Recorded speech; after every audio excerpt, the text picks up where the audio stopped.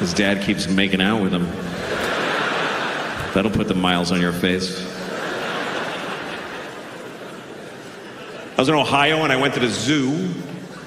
You go to the zoo when you're at another town, right? You don't go to the zoo where you live. It's not like you're at your office. Fuck, I should hit the zoo. Shit. It's gonna close. Damn it. I just really want to see a monkey right now, really bad. It's gonna be a bad night if I don't look at a monkey right in the face. Gonna hit both my kids if I don't see a monkey.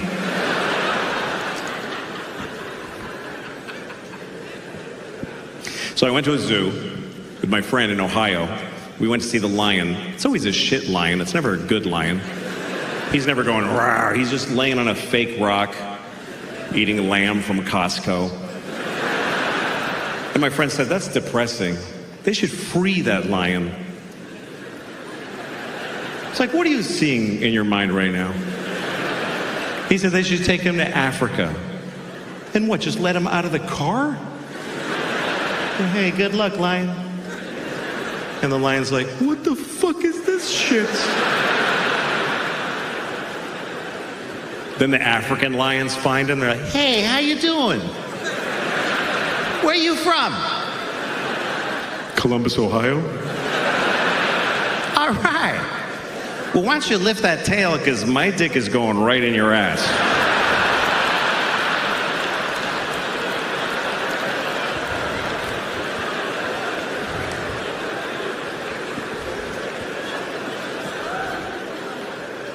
I like animals. Some people think animals are better than us. I heard somebody say, animals don't lie. Yes, they do. They lie all the time, like, I'm a leaf. Yeah. No, you're not. You're a bug. Fuck you, I'm a leaf. Come on, shut up. Some animals I hate. I hate cockroaches. I hate even seeing a cockroach. It's upsetting. I wonder if they upset each other. Cockroach is at home and his friend walks up. Oh, fuck, Henry, don't, please. That's gross. I like watching shows about animals. I was watching a show about a veterinarian. And he did that thing. He was on a farm. You know when the veterinarian puts a glove on up to here? And he puts his whole arm in a cow's vagina. And then he goes like this. Okay, here's what's going to happen. I want to have that experience. Here's the good news. Here's what I found out. You don't need to be a doctor to do that. Here's the other good news. You don't need that glove. You don't need any special education or attire. Just pull over if you see a cow.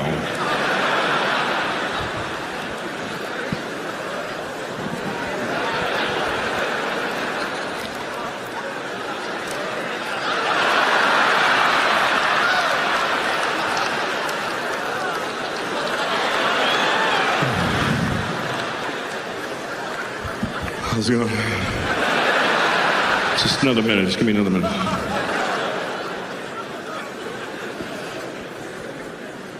I like vaginas.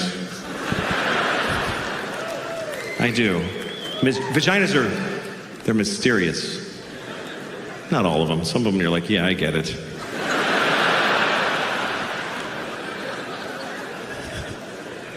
Vaginas and penises are different.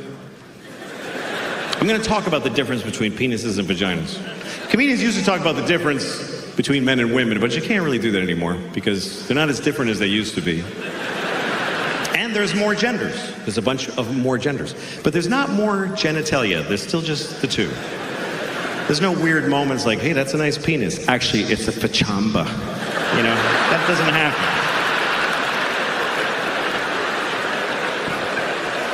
But they are. Penises and vaginas are different. Here's one difference. You can cut off a penis. You can just cut it off, and it'll fall right in the soup. Vagina, you can't cut off a vagina. I mean, you can scoop it out like a grapefruit section, you know? But all you did was make a bigger vagina.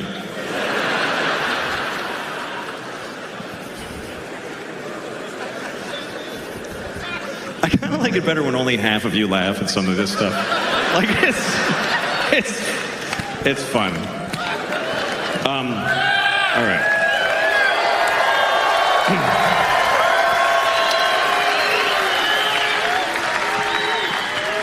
So I was thinking about, you know what I was thinking about today? I was thinking about Jesus. I was thinking about Jesus. And after I came, I thought that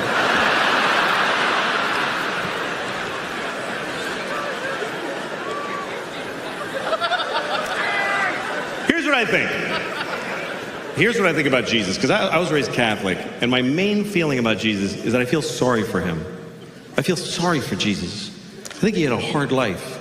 The last day was particularly difficult, but he had to wear that underwear, that thong, just that fucking dish rag, just burlap yanked up. Ugh, imagine.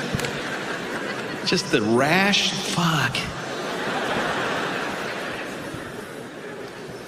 But I've been thinking a lot about Jesus, and I've been thinking about a lot about his life, and I started reading a book. I have one here. I have a book about Jesus right here that I want to share with you. This is a book about Jesus Christ. Just give me a minute here. Okay, this is a book about Jesus. Actually, the whole book is not about Jesus. Only this much. Only that much is about Jesus. The rest of it is the Jews going like, and then we walked for 50 years in the desert, and we only had a little bit of oil. It was difficult. It's verbose. It's a lot.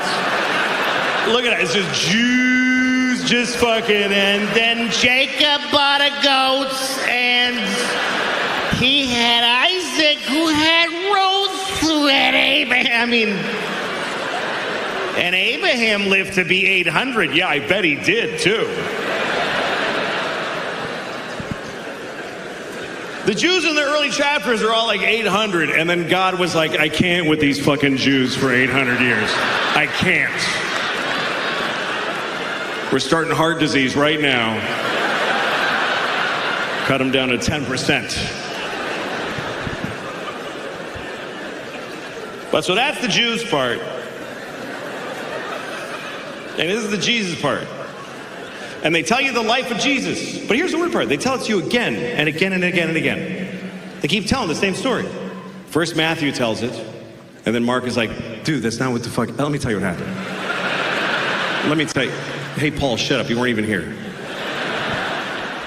And I started reading it because I never read it before. Because I was raised Catholic. It's true. Catholic Church, they do not encourage reading. The Jews read their shit in Hebrew. And down south, they fucking read the Bible. That's what they do. But the Catholics, they want you to come in. They want you to come in so they can tell you. They want you to sit down and they tell you. And you're like, could I read the book? No, I got it. Just put the book down. Put it down. I'll tell you what. You don't fucking believe me? Listen, I'll tell you what happened. So I got interested in it because I had a feeling about Jesus as a person. And it's interesting because when you actually read it, it's not as lofty. It's like just regular people. Like here's this story of Jesus turning water into wine, okay? This is John chapter 2, okay? The word of the Lord. Okay, here we go. Okay, here's what it says. Just listen. Just listen to the first part. Okay. And the third day there was a marriage in Cana of Galilee, and the mother of Jesus was there. And both Jesus...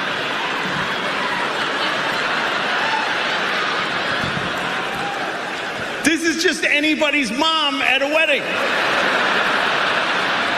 They have no wine, Jesus. And then listen to this. Listen to this. And Jesus saith unto her, Woman, what have I to do with thee?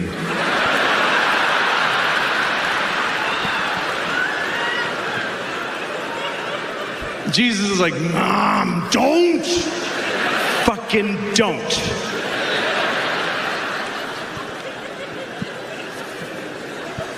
Anyway, I won't read the whole thing out of there, but it's a weird story. Because he's at a wedding, And they don't have any wine, so he goes to the guy who runs the wedding and goes, hey, what's up? And the guy goes, yeah, sorry, man, there's no wine. And Jesus says, look in the water barrel.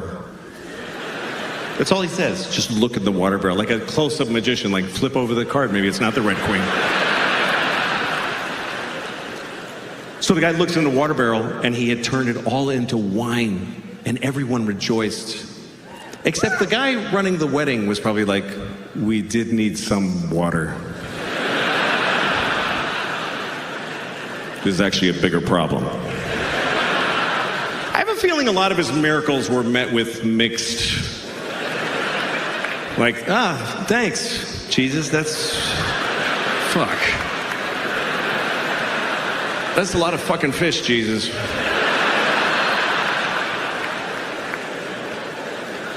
Like Lazarus. Lazarus. Jesus brought Lazarus back from the dead. Lazarus had been dead for 4 days. And Jesus went to his tomb and he just said, rise, Lazarus. And it worked. Lazarus came out of the tomb like... And Lazarus' wife was like, are you fucking kidding me right now? I thought this day could not get worse. But here's a story I wanted to share with you. Because this story is really weird. I didn't know this story till I sat down and read the whole book. I mean, the Jesus part. I read the whole thing and I found this story that I never heard before. And I've seen every Jesus movie, and this is not in any Jesus movie. This is not a very told story because it's not clear what it means. This doesn't have a clear, usually the Jesus stories are obvious. What they mean. He washed your feet, so, you should wash your feet, whatever the fuck they're teaching you. But this is the story of Jesus cursing a fig tree. How many people by applause know of this story? Okay, that's all I need, just to make it clear that it really happened. I mean, none of this happened. But I don't know. I'm fucking with you. I don't know. I'm just saying, I just wanted to clear that I didn't make it up. They did. All right. Okay, here's what it says. This is Mark chapter 11. It's when Mark went broke. Okay. And Jesus... My life is really evil. There are people who are starving in the world, and I drive an Infiniti.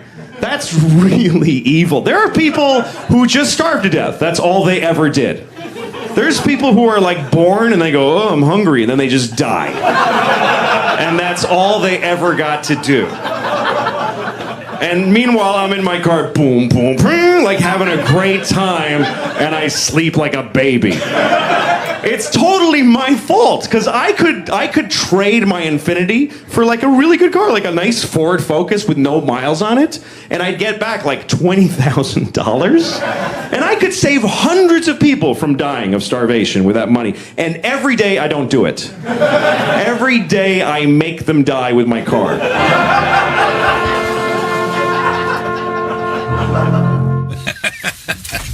When was that? That was 2010, I guess. Yeah. That was the first year of the show. I think that was from the pilot. I think that was maybe from the pilot. Yeah, 2009, 10, something like that. Chris Rock told you, make specials a masterpiece. Yeah, you try to. Yeah, because they have longevity. That you don't want to make them something that's always almost a sculpturing thing that we've talked about. Yeah, specials are something. It's to me. I used to describe it like the way they make samurai swords, or used to. Yeah. That they bang it and then fold it and then bang it again, and then they fold it and keep banging it. So they pound on it, right. And they fold it so that they're squeezing out all the oxygen that's in the. You know what I mean? Yeah, Just right. keep making it perfect. So every time you think I've got an hour.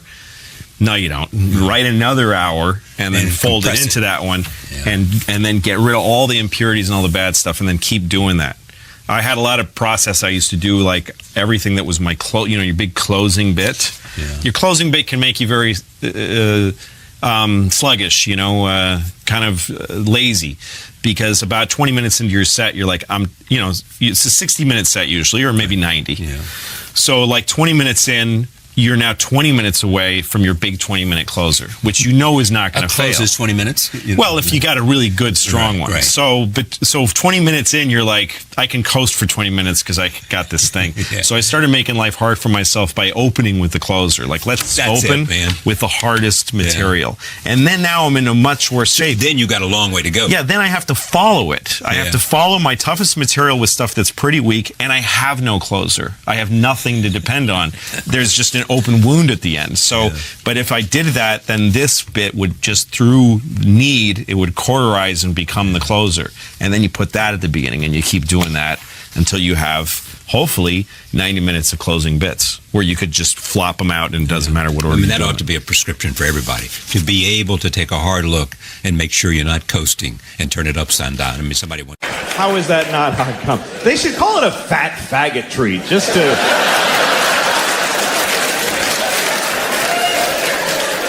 to make us say that when we, because we don't slow us down. We don't give a shit. Yeah, give me a fat faggot treat, please. Yeah, with a hot cum. Dude, I don't care. What do you think, I have integrity? I'm buying a Cinnabon right now. I'm buying a Cinnabon at the airport that I arrived at.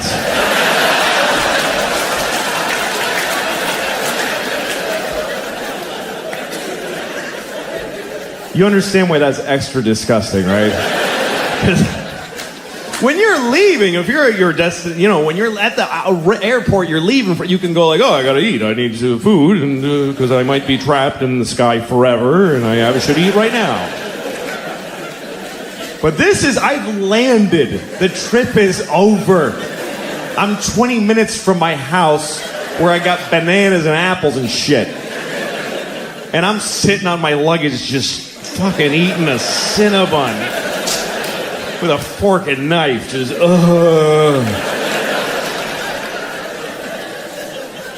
It was a shitty one too. It was old. The dude at the thing, he was about to take it in and close, and I was like, no, give me that now. And he didn't want to sell it to me. He's like, this is very old. Please don't buy it. Don't buy it. It's too old. I was like, dude, I'm eating that. That's what's going to happen next. You decide if we're going to be in the paper tomorrow, but that shit's going in my face.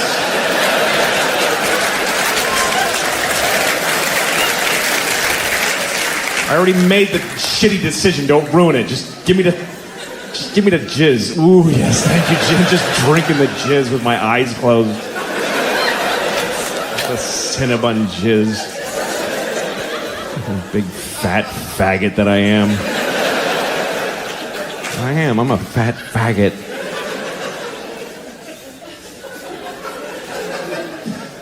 That is, you are what you are, you know. I mean, I'm 40 now, and that's, you know, I mean, I'm 40. I'm half dead, basically. 40's a weird age. You get to this point where, like, you're not old enough for anybody to give a shit that you're old. Nobody's like, I helped a 40-year-old guy today, and it felt really good to do something for him. Nobody spends their holidays delivering hot meals to 40-year-olds. And you're not young enough for anybody to ever be proud of you or impressed. They're just like, yeah, do your job, asshole. Nobody cares. That's what you're supposed to do. And the world looks at you like when you're 40, if you go to the doctor, guess what? They don't try to fix anything anymore. They stop trying to fix shit. When you get to be 40, they just go, yeah, that starts to happen. They don't care. I went to the doctor because my ankle hurt, right? Now, if you're 20 and you have a bad shoulder, the doctor will reconstruct your shoulder through miracles of modern science. He'll take your ear and make a shoulder out of it. It's weird. But when you're 40, they just give you no options. They don't care. I went because my ankle, like I was limping for like a month out of nowhere. And the doctor, he brings me in, he shows me an x-ray of my ankle. He's like, yeah, your ankle's just worn out.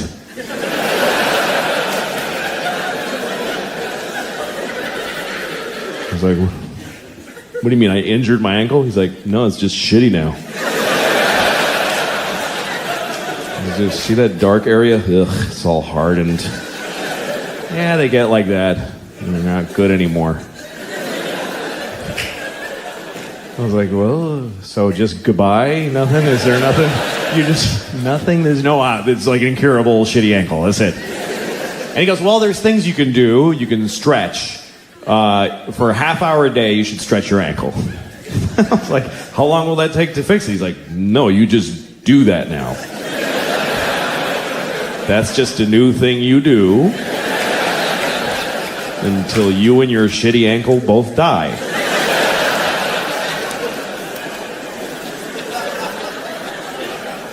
I was like, dude, this hurts a lot. And he goes, well, you could take a leave. Just take a leave. You could buy it, just take it.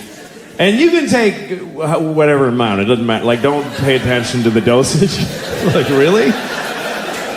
He's like, yeah, you could take 10 a day. You'd be fine. He said take 10 a leave a day. I said, I heard, doesn't that stuff like hurt your intestines? He goes, oh yeah, it'll do some intestinal damage after a while. But you just gotta weigh that against how much you like your ankle not hurting. This is all totally true, by the way. This is exactly what happened. And at one point I was like, hey, what if I was like an athlete or something? He goes, you're not an athlete, so no to whatever else you were about to say. It's bleak. It's harder for old people. My grandmother's 95. She can't see out of her left eye. It just shut off. The last time we went to see her, she's like, I can't see out of my left eye. And we're all like, oh, hey, what was Christmas like in the 40s? Maybe run out the clock on the eye thing if we're lucky, you know? So I go to her doctor. He's right at the end of the hall. He's there always like 90 feet away from her. So I go to the doctor and I said, you know, she can't see out of her left eye at all. And I swear to God, he goes, well, she's probably got a bunch of tumors in her head. I swear to God. That's exactly what he said. I remember it because I was blown away by how none of his education he applied to this particular diagnosis. He said that she's probably got a bunch of tumors in her head. He's a doctor and he called it her head. He almost said fucking head. I swear to God, like that's what he was thinking. She's probably got a bunch of tumors in her fucking head. Oh, who gives a shit? That old cunt will be dead in a week. I ain't gonna get up from my desk because of her eye. What, does she need 2 eyes to see the shitty place you fucking put her because you don't love her enough?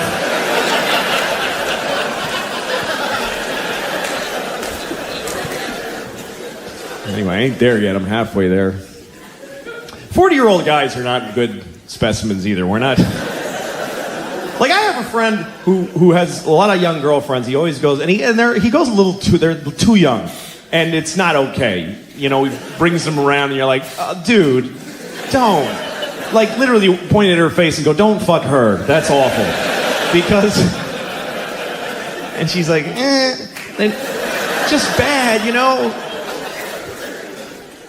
But so he was going to have sex with her one night, and he said he wanted to go all night. Like, he wanted to really last a long time. So he said, I'm going to drink a lot of milk so I can have a lot of sex. He's like, who told you that mattered? And he goes, well, because you can come more if you drink milk. This guy actually thinks that, like, you run out of cum, but if you drink milk, your body goes like, oh, dude, that's perfect. Just send that right through. That's fine. Nobody will know the difference. Just go ahead and send it through. Run out of cum and a pinch milk is fine. It does, it doesn't matter. Go ahead and send it right through. Spray it all over his cat's face, whatever he was doing.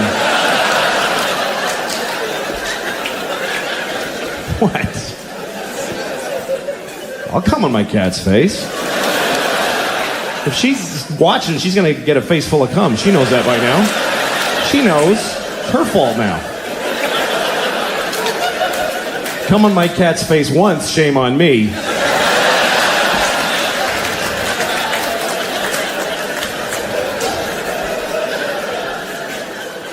I don't have a cat. I don't have a cat. I never had one. I mean, I would come on a cat's face. I'm not trying to take that back. I just don't happen to have a cat. I have a dog, and I had a dog when I was a teenager, and yeah, I did once. I made my dog lick cottage cheese off my balls, which is something you now can't unknow. You just know it. I did this. And I only hesitated to start the sentence only because I wasn't sure whether to say that I let my dog lick cottage cheese off my balls or that I made him lick cottage cheese. And really, considering how much dogs love cheese, I think I made him an offer he couldn't refuse. I think that's probably the fairest way to put it. I remember it so clearly. And I remember the look on the dog's face. He was like, oh, fuck, dude, what's wrong with you? Why are you doing this to us? Just put it on a plate. Why do I have to lick it off your goddamn balls?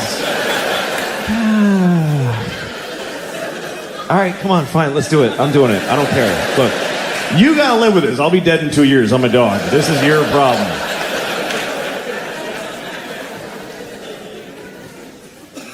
Sorry I'm being so negative. I'm a bummer. I don't know. I shouldn't be. I'm a very, lucky guy. I got a lot going for me. I'm healthy. I'm relatively young. I'm white, which thank God for that shit, boy. That is a huge leg up. Are you kidding me? Oh, God, I love being white. I really do. Seriously, if you're not white, you're missing out because this shit is different. Like if murder was legal, I might have killed a few people. I don't know. I'd love to think, I would never do that. But we really need the law against murder. For one simple reason. The law against murder is the number one thing preventing murder. We'd like to think it's because I would never do that. No, it's because it really sucks getting caught murdering. A lot. If murder was legal, or just a misdemeanor, like you get a thing in the mail, shit, they had a camera there. Oh, well.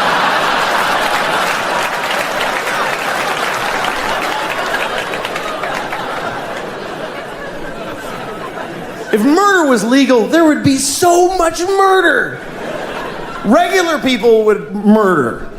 Murderers would murder even more. And then really nice, sweet people would murder a few people. But nobody would murder no people.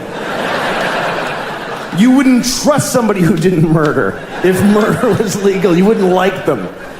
I never killed anybody. Okay, nice meeting you. Ugh. What a creep. I mean, not even a hooker? Live a life. What's wrong with that guy? He's like a Mormon or some shit. I hate those guys. I think he's nice. Shut up, Janet. It would just... If murder was legal, there would be a lot of murder. Children would behave very differently. Because mostly parents would be murdering their own kids. That's mostly what would happen if murder was legal. You'd be, you go to a mall, there'd be like 8 different moms in the mall just, I told you to stop it! You didn't listen to me! You'd be stepping over dead kids. It'd be like a new problem. You have to clean up your kids when you kill them, because it's gross. It's bad for the environment. If you murder your child in a public place, please use one of the red bags that are in the dispensers every 3 feet of America. Put your murdered child in the red bag with a logo of a murdered kid on it. Next to the other logo that tells you not to let your alive kid play with a plastic bag because they might suffocate. In which case you could just leave them in the bag.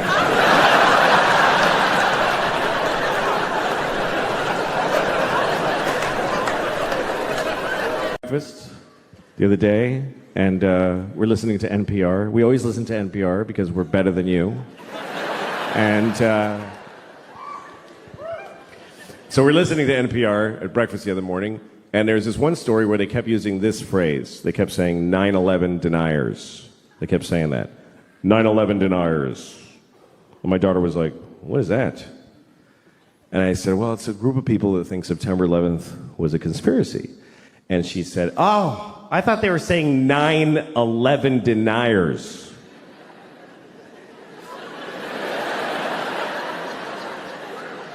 Yeah, she thought they meant 9 people who just ain't buying this 11 bullshit.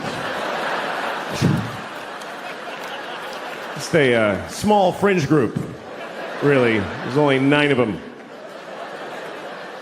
But they still got on NPR, they got on the radio because they're dedicated. They protest every day. They're the 9/11 deniers.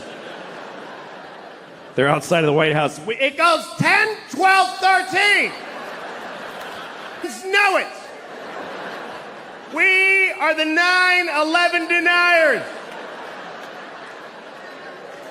We know that 11 is a bullshit number propagated on the people by the man. Why do we have 11 when we have 13 and 14 and 15 and 16, 17, motherfucking 18 and 19, but we do not have a 1 team? What happened to 1 team? The government took 1 team and replaced it with some bullshit called 11. We are the 9 that deny that shit. Mr. President, give us back 1 team.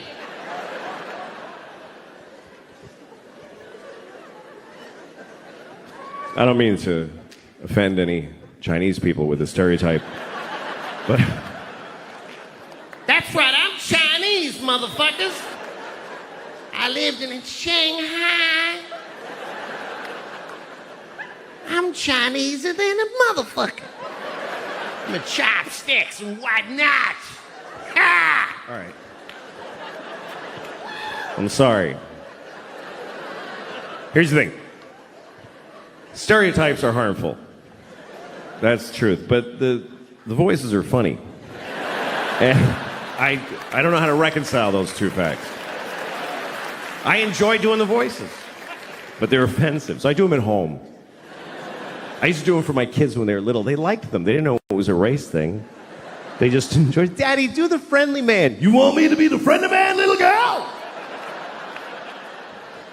We love the friendly man. He loves little white girls too. Let's have some scrambled eggs.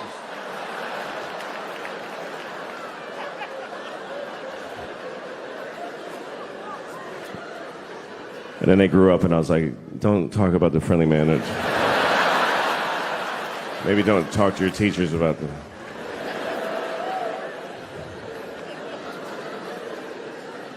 My kids go to public school in New York City, and send your kids there then. Teach them that that's what life is like. The teachers amaze me because I don't know. This is the worst. Here's the worst thing about this country to me is that there's no more noble profession than to be a public school teacher. It's easily. Please don't. You're not gonna like it. You're not gonna like where it's going. I don't recommend clapping at any things. You'll regret it at the end of the thing. In a democracy, there's no more noble contribution you can make than to teach in a public school. And in this country, the people that do that, they're fucking losers. They're just rock bottom fucking losers. And everybody knows it, but they keep doing it. New people are teaching every day, knowing how shitty it is. They show up, they tell them ahead of time, hi, what is this job? And they say, okay, here's what we need you to do. We need you to make children know math. Wow. Do they want to know math? No, they don't want to know it. You need to make them know it against their will while they're exploding sexually and Who are these children? Just whatever kids live near the building.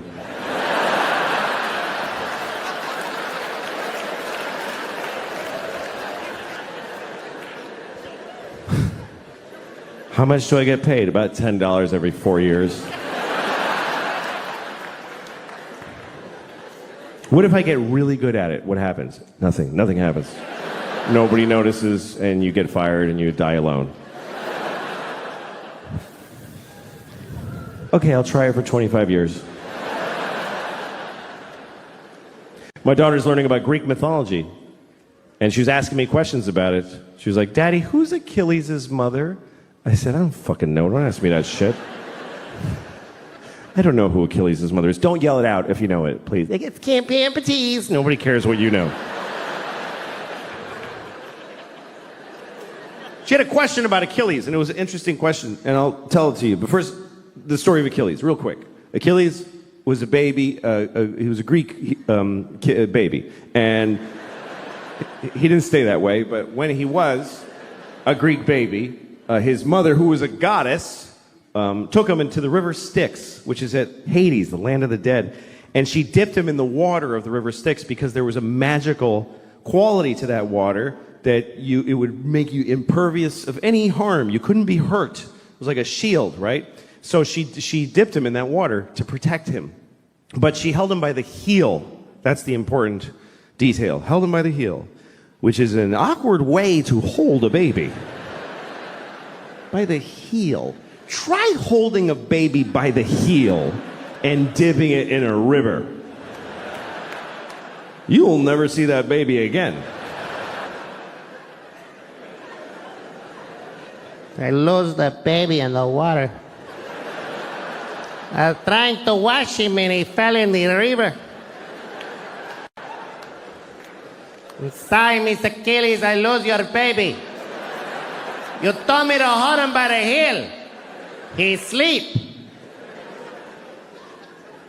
Achilles' mother's a Mexican nanny. It's a lesser-known character in the Iliad. Anyway, his mother, she was able to hold on, of course, because she was a goddess. She was the goddess of grip or whatever, I don't know. And she held on, and then he was protected, except on his heel. His heel was not protected, and so that's what we call your Achilles heel, your one vulnerable place. Everybody's got their Achilles heel. Achilles' Achilles heel was his heel. Like literally.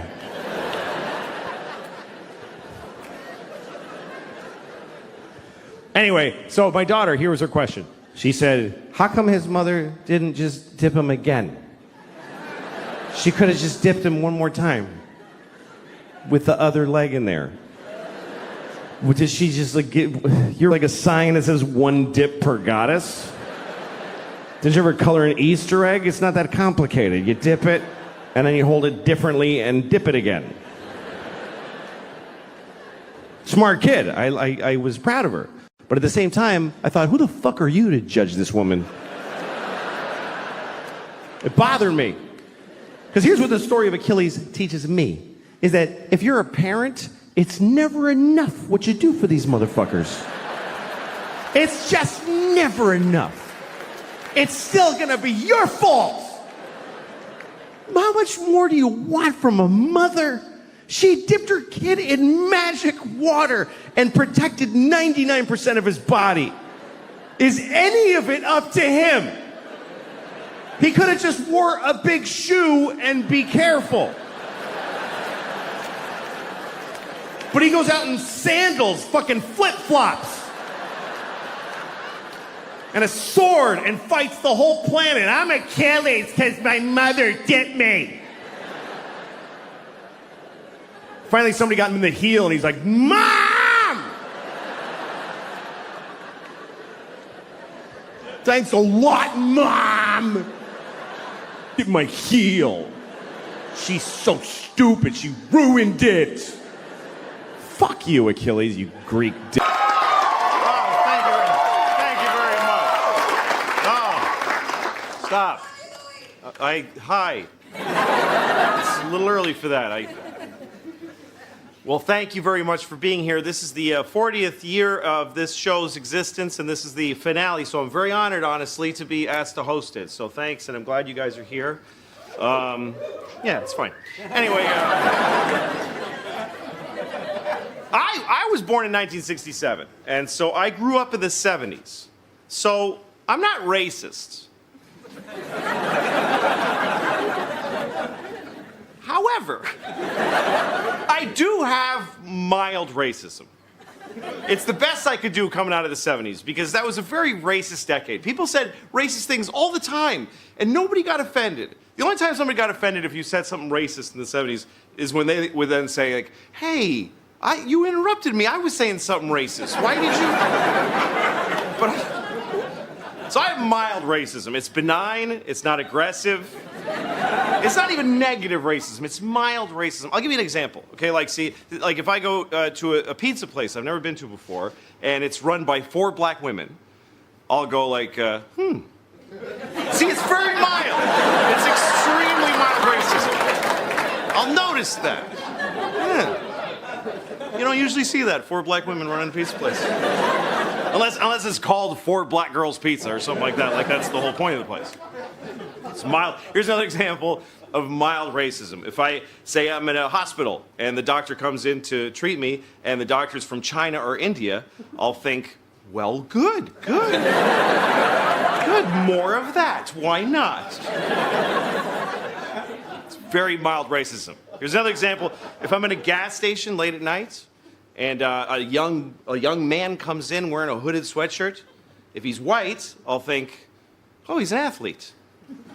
If he's black, unless he has a big smile on his face, then I become mildly racist, and this is what I think. I think, that's fine. Everything's fine. Nothing's gonna happen. No, of course I'm fine. Why did I even think that for a second? This is because I was raised in the 70s. The 70s were a very different time. The 70s, everything was different in the 70s than it is now. Except the Middle East is exactly the same. It's exactly the same as it was in the 70s. It's been the same fights, and you know what? It's boring now. That's the worst part of it. When I was a kid, we were like, ugh, but you can't go like this for like 1,000 years. After a while, when you fight, people don't care, because when you're just both, you just keep fighting. Everybody's like, those guys are dicks. They just fight. That's what it's like. You know, like I have 2 kids, and they fight sometimes. And when they first start fighting, I get concerned. I go in their room, I'm like, hey, what's going on? What's wrong? Why are we having some feelings? Can we listen to each other, please? Can we please just listen to each other? Okay, you go first. And then she's like,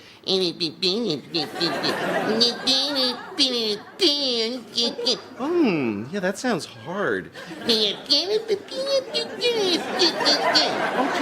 Okay, thank you. Okay, now you. Because I like this one a little more, so that's why I make it.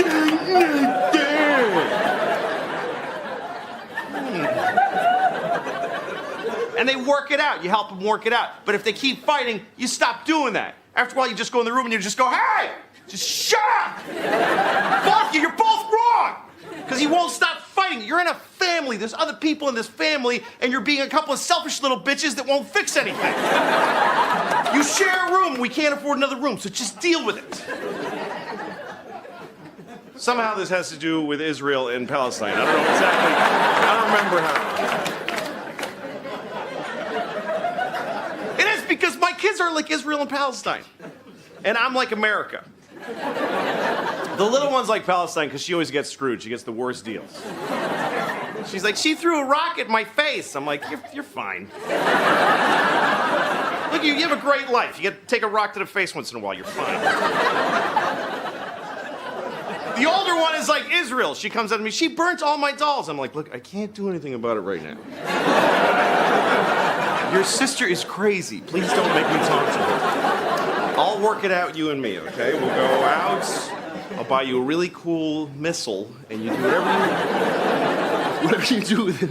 It's totally up to you. The 70s were very different. In the 70s, there was a child molester that lived in my hometown. And it wasn't a big deal. It wasn't like, we caught a child molester. It was just like, yeah, that's the house where the child molester lives. He lives where, hey, kids, don't be stupid or you'll get molested. Just stay away from the child molester house. I know because he did something to me when I was your age. So just stay away from the child molester house. We really did. We had a town child molester. His name was Jean Baptiste. It's a true story. And He liked teenage boys. That's when you would find out, because I was a teenage boy. He didn't like me. I felt a little bad. Like, no, not you. It wasn't into me. But he would drive up next to teenage boys and he'd say, hello, would you like to go to McDonald's?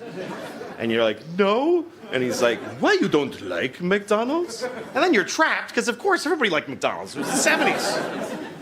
And then I had one friend who used to get in the car. He'd be like, sure, I'll go. And he'd get in the car. He'd go to McDonald's and eat a burger, and then he'd say, see ya. And he'd just take off. And Jean-Baptiste was like, oh, I did not get to have sex with that child. And he foiled again. But he'd always try. Maybe this time.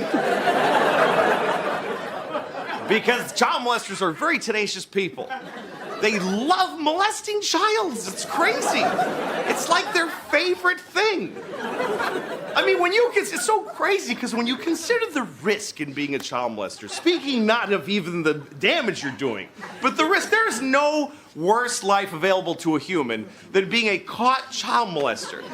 And yet they still do it, which you can only really surmise that it must be really good. I mean, from their point of view, not ours, but from their point of view, it must be amazing for them to risk so much.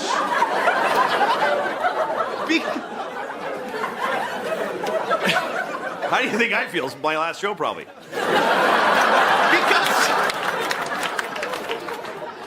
Look, I can't key into it because I love Mounds bars. I love Mounds bars. It's my favorite thing, right? But there's a limit. I mean, I can't even eat a Mounds bar and do something else at the same time. That's how much I love them. Like, if I'm eating a Mounds bar, I can't read the paper like, I have to just sit there with it in my mouth and go, why is this so good? I love this so much. And because they are delicious. And yet, if somebody said to me, if you eat another Mounds bar, you'll go to jail and everybody will hate you, I would stop eating them. Because they do taste delicious, but they don't taste as good as a young boy does and shouldn't. To a child molester, not to me. Not to us, because we're all awesome. All right, we did it. We got through it. We got a great show tonight. I hate the way people talk about their mothers. I was watching a football game one time, and this guy scored a bunch of shit, whatever, and they were excited. So they asked him about it afterwards. And the football player said, my mom died last year, but I know she was watching my game from heaven tonight. And I wanted to be there to say, leave your mother alone. How dare you? She's dead. I mean, when are you done with your fucking kids? When are you finished with your fucking kids? Even after you're dead, you still have to go to their fucking games and shit?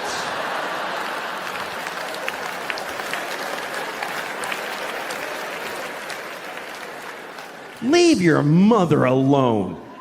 She did her job. She raised you and it killed her. I mean, let her enjoy heaven. Don't you want your mother to enjoy heaven? Isn't that what you want your mom to be, just in heaven? Whee! This poor woman, the angels are like, we're having an angel party. You want to come with us? I can't. I got to watch my son's games.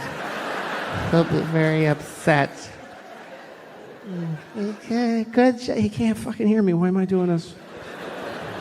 I just think when people die, it means they did their jobs, and you should forget them. That's what I think. Because it's unfair what we put on dead people. Are you watching over me? Yes, I'm watching all of it. You know, like when you see an old couple and they've been married for like 60 years. You know that kind of story? Everybody always loves that. The kind of people that always get applause based on the math of their lives. How long have you been married? 60 years. Oh.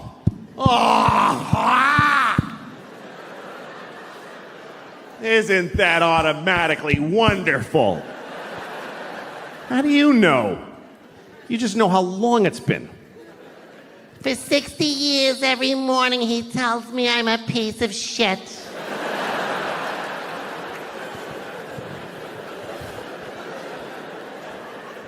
Well, let's just say this is a happy couple, okay? They love each other. They've been married for 60 years. That's longer than most people really want to be alive, and they've been together that long. And now they're just an old couple, and they just walk together. You know when you see two people? And it's kind of lovely. They don't need anybody else. It's just the two of them. This is both of them. They just walk. They always walk somewhere nobody walks there. It's trash. It's trucks going. He's wearing a suit that is not a color. She's wearing a dress that's like a triangle, like a kid drew it. It's just fucking a dress with fruit on it. Nobody cares. And they just walk every day. It's cold. Yeah, it's cold. You want to go to the store and get a cracker? Yeah, let's get a cracker at the store. Yeah, buy a cracker. Yeah, blah, blah, blah, blah. And then one day, usually he dies first. They're walking, and he goes, ah. Ah. And she says, Richard! Ah. Ah. Richard! Ah.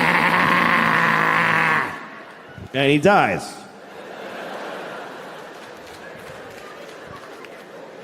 So now it's just her. Just Rose.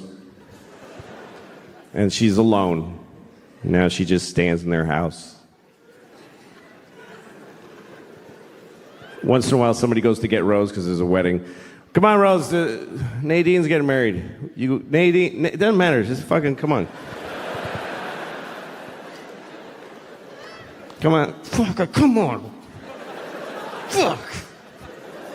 Just want to push her from...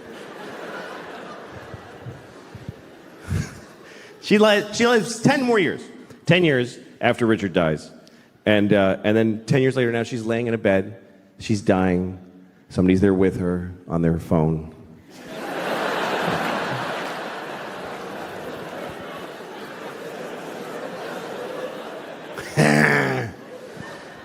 So Rose is dying and she says, well, at least now I get to be with my Richard forever. Where did she get that idea? Where did that come from? I've looked it up. No religion teaches that when you die, you get to ruin heaven for your dead spouse. Why is that fair? Who gets... Richard's been dead for 10 years. He's been in heaven for 10 years.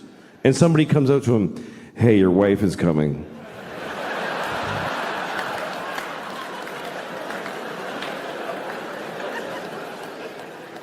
What? Excuse me. What did you just walk up and say to me just now? Yeah, Rose just died. She'll be here in about 20 minutes. They just gotta hose her down and tape the wings on. And then you're gonna be together forever. Wait a minute. Fuck. You said this was heaven. Why is this... I have a girlfriend here now. I don't want to fucking... She's the love of your life. That's marriage. Marriage is a big deal. Marriage is a big deal. I went to a wedding the other day. I went to a gay wedding. I've been to a lot of gay weddings, which is not true. It's not true at all, but I did go to one.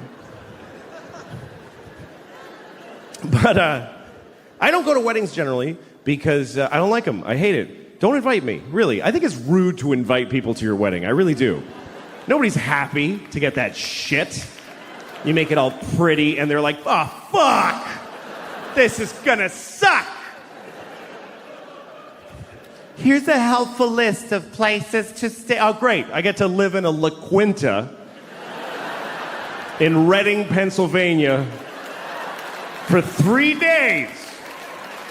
Because you want to get married for a couple of years. Nobody wants to watch you start your shitty thing. Nobody wants to see it. Everybody's in a shitty thing. It's with somebody. You're either alone or you're in a shitty thing. That covers 100% of human beings.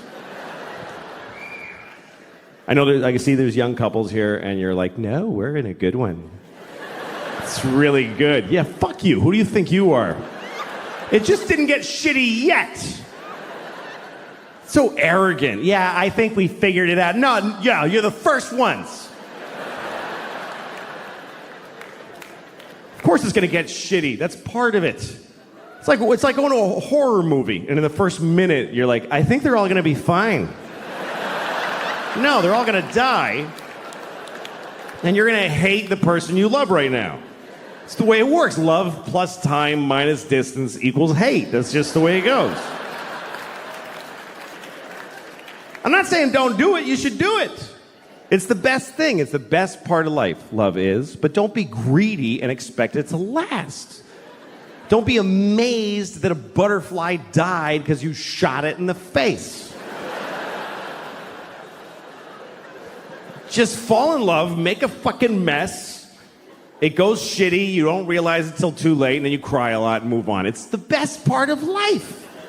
It is. I've always loved love. I've always loved this. It's always been my favorite part of life is meeting somebody and going, oh shit, that person. That's the best feeling. Now, why the fuck would that just, oh yeah, for years, for our whole lives, just, oh yeah.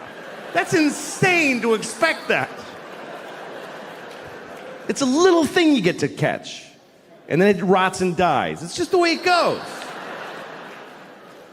It's like if you see a person in the park making bubbles with a big wand, you know, with soap, and sometimes they make a really big one and it goes, oh, hey, hey, ah, shit, okay. That's all. You don't stand over, liar! You don't get mad at the soap stain. It gets so shitty, man. It does. Ooh. All the little intricate parts. Like I was in an email fight recently. You ever been in an email fight? Some of you are in an email fight right now.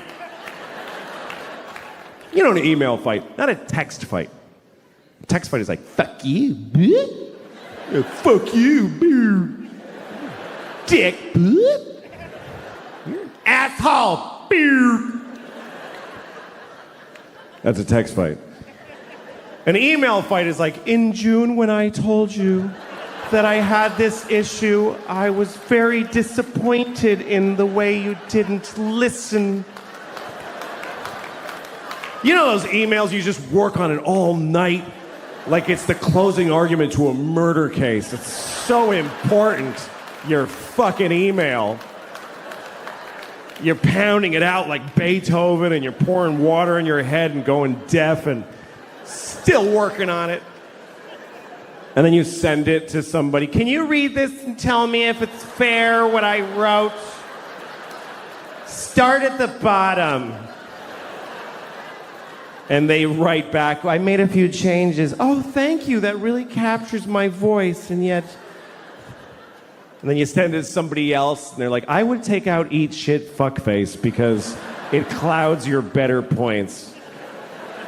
And you're like, no, fuck you, I'm gonna keep it. And then finally you send it. And you're like, And then you feel really good, I finally said it. Finally. And you have this fantasy that they're at home reading it right now going, I'm wrong about all of the things.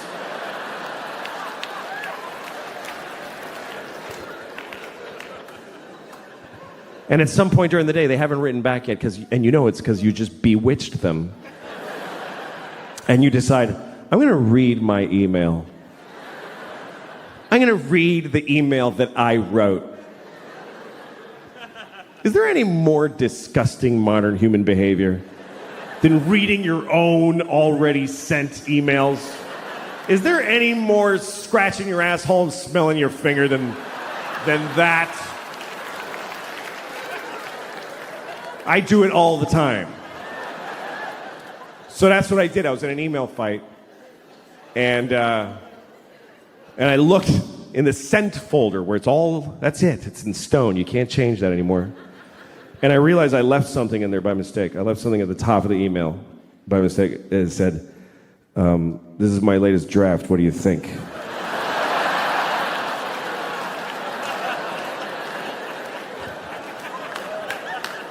So now the rest of it is just shit. It's shit now. Because she knows I have a writing staff and a focus group. There should be credits at the end of this fucking email. Approved by mother and sister.